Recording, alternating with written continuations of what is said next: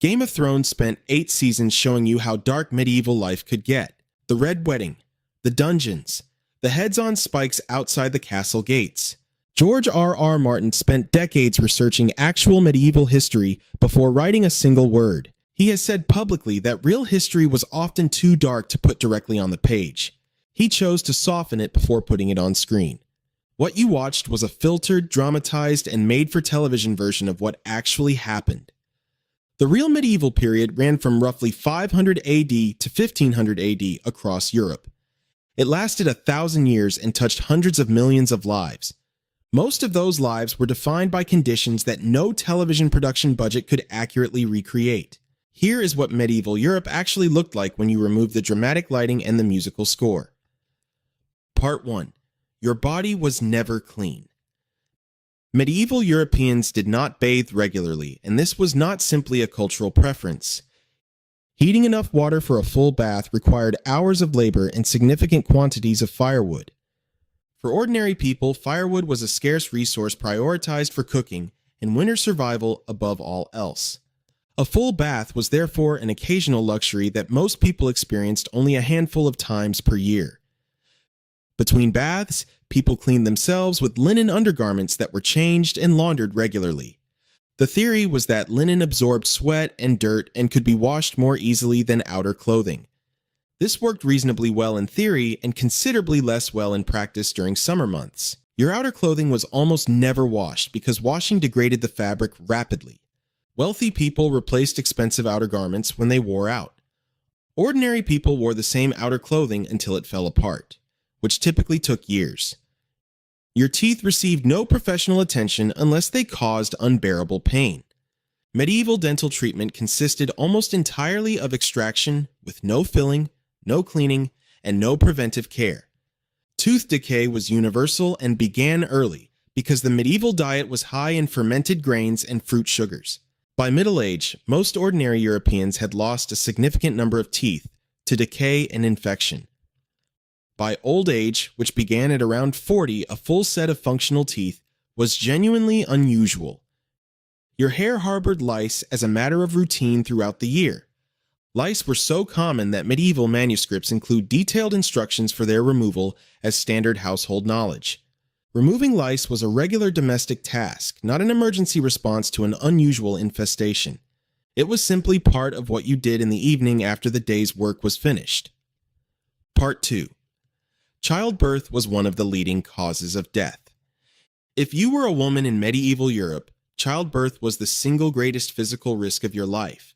Modern estimates suggest that between 1 and 3% of all medieval births resulted in the mother's death. That number sounds small until you consider that most women had between 5 and 10 pregnancies across their lifetimes. Across that many pregnancies, the cumulative risk became substantial and unavoidable. There was no understanding of infection, no sterile equipment, and no effective intervention for a complicated delivery. Midwives attended most births, but their tools were limited to knowledge passed down through generations of practice. A child positioned incorrectly in the womb was a death sentence for both mother and child in most cases. Excessive bleeding after delivery had no effective treatment beyond prayer and pressure. If the mother survived the birth, infection in the days that followed killed a significant additional number. Childbed fever, now known as puerperal sepsis, was caused by bacteria introduced during delivery. Nobody at the time had any understanding of what was actually happening. Hands were not washed before delivering a child because nobody knew it mattered. Instruments were not sterilized between uses because the connection had not been made. The link between these practices and the deaths that followed was not established for another 400 years. Children who survived birth faced their own gauntlet of dangers immediately. Infant mortality in medieval Europe ran at somewhere between 20 and 50% before the age of 5. Plague, dysentery, contaminated water, and winter cold took children in numbers that modern populations find almost impossible to comprehend. Medieval families had many children specifically because so few of them survived to adulthood. This pattern was not sentimentality or ignorance on the part of parents. It was a rational response to a survival mathematics that killed more children than it kept. Part 3. The legal system was designed against you. Medieval European law operated on principles that bear almost no resemblance to modern legal concepts. In many jurisdictions, your guilt or innocence could be determined by your ability to survive physical ordeals. Trial by ordeal required the accused to undergo a physical test, whose outcome was interpreted as divine judgment. The most common ordeal involved plunging your hand into boiling water and retrieving a stone from the bottom. Your hand was then bandaged and examined 3 days later by the court. If the wound had begun to heal cleanly, you were declared innocent by the court. If it had become infected, which boiling water wounds almost always did, you were declared guilty. The infection that proved your guilt was caused by the same boiling water used to test your innocence. Trial by combat was available in some jurisdictions where disputes were settled by physical fighting between the parties. If you were elderly, female, or physically disabled, you could hire a champion to fight on your behalf.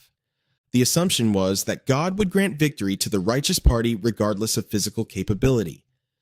The practical outcome was that wealthy people hired better champions and won more frequently. Torture was a standard and legally sanctioned component of criminal investigation across most of medieval Europe. It was not an aberration or last resort, but a documented procedure with official guidelines. Confessions obtained under torture were considered valid evidence in court proceedings across the continent. Judges were aware that people said whatever was necessary to stop the pain. This was considered acceptable because the confession itself satisfied the legal requirement for conviction. Punishments for convicted criminals operated on a logic of public spectacle rather than rehabilitation. The goal was not to reform the offender, but to show everyone watching what the system was capable of. Part 4. The plague changed everything. The Black Death arrived in Europe in 1347 on merchant ships docking in Sicily. Within 3 years, it had killed between 30 and 60% of the entire European population. Entire villages were erased from the map within weeks of the disease's arrival. Cities lost more than half their populations before the outbreak had run its course. The death toll was so large and so fast that the living could not bury the dead quickly enough. Mass graves were dug outside city walls, and bodies were thrown in without ceremony or individual marking.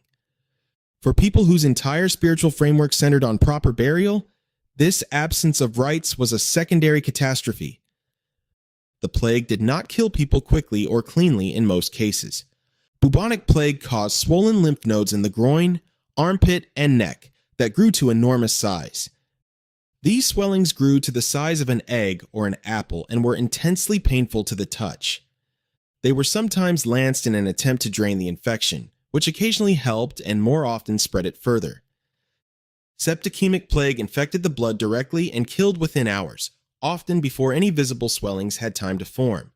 Pneumonic plague infected the lungs and spread through the air, meaning proximity to an infected person was sufficient for transmission. Medieval doctors had no framework for understanding what was happening or how to stop it. Their best explanations involved bad air, misaligned planets, and divine punishment for collective sin. Their treatments, including bloodletting and strong-smelling herbs, had no measurable effect on the bacteria causing the deaths. The plague returned repeatedly and devastatingly across the following 3 centuries. A population that had just begun to recover from one outbreak was hit by the next before it had stabilized. Living in a world where a third of everyone you knew could die in a single season left a permanent mark. Part 5. Famine was a regular event, not an emergency. Medieval agriculture operated entirely at the mercy of weather, soil quality, and the absence of disease. There were no synthetic fertilizers, no pesticides, and no ability to import food quickly from distant regions. A single failed harvest was enough to push ordinary families into serious hunger. 2 consecutive failed harvests meant full famine with no available alternative sources of food. The Great Famine of 1315 to 1322 killed between 10 and 25% of the population of Northern Europe. It began when an extended period of cold, wet weather destroyed grain harvests across multiple consecutive years. People ate cats, dogs, and rats before moving on to boiling leather and eating bark stripped from trees. Historical records from this period document parents abandoning children they could not feed at the roadside. Other records document considerably darker acts that historians discuss carefully and in limited terms. The famine continued for 7 years without meaningful relief for ordinary people. Children born during those years who survived into adulthood showed permanent physical effects from early malnutrition. Their bones were shorter, their teeth were weaker, and their immune systems were compromised for life. And then the Black Death arrived 25 years later into this already weakened population. A population already damaged by decades of food insecurity faced a bacterial epidemic with no medical response available. This timing was not a coincidence, and historians have noted the connection directly. A malnourished population with compromised immune systems was uniquely vulnerable to a disease that killed healthy people at catastrophic rates. The medieval body was not a robust thing by any measure. It was a vessel shaped by shortage, illness, and physical labor from the moment it was born until the moment it stopped. Game of Thrones gave us a medieval world with dramatic deaths, noble sacrifices, and characters whose suffering had narrative purpose. Real medieval life did not have narrative purpose of any kind. It had weather, infection, hunger, and the absence of almost everything we now consider basic. The people who lived it were not dramatically suffering for an audience. They were just living in the only conditions available to them with no awareness that anything better was possible. That is arguably darker than anything shown in the television series, not because the events were more extreme, though many of them were, but because there was no story being told around the suffering at all. No writer deciding which deaths had meaning and which did not. No cinematographer framing the misery in a way that made it bearable to watch. Just 1,000 years of ordinary people doing their best inside conditions that we would now consider unlivable.